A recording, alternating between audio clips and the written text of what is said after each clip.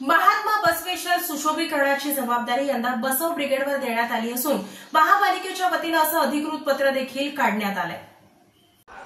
जगज्योती महात्मा बसवेश्वर यांच्या पूर्णाकृती पुतळ्याचे नूतनीकरण आणि सुशोभीकरणाच्या कामास नुकतीच सुरुवात झाली आहे। त्या संदर्भात नूतनीकरण आणि सुशोभीकरण या कामाची जबाबदारी बसव ब्रिगेडवर सोपवण्यात आल्याचे अधिकृत पत्र महानगरपालिकेच्या वतीने बसव ब्रिगेडचे अध्यक्ष अमित रोडगे यांना सुपूर्द करण्यात आले।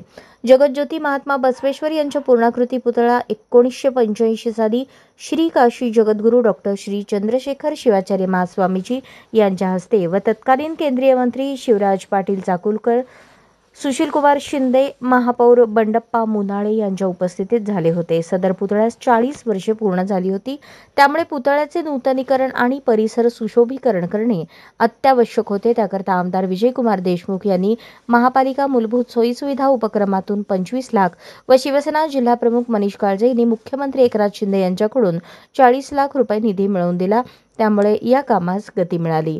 परंतु महानगरपालिका प्रशासन व ठेकेदार यांना काही तांत्रिक अडचणी निर्माण झाल्या। त्या संदर्भात महापालिकेने बसव ब्रिगेडचे अध्यक्ष अमित रोडगे यांच्याशी संपर्क साधला। त्या तांत्रिक कामासाठी रोडगे यांनी तत्परता दाखवली आणि या कामासाठी सक्रिय योगदान देणार असल्याचे सांगितले।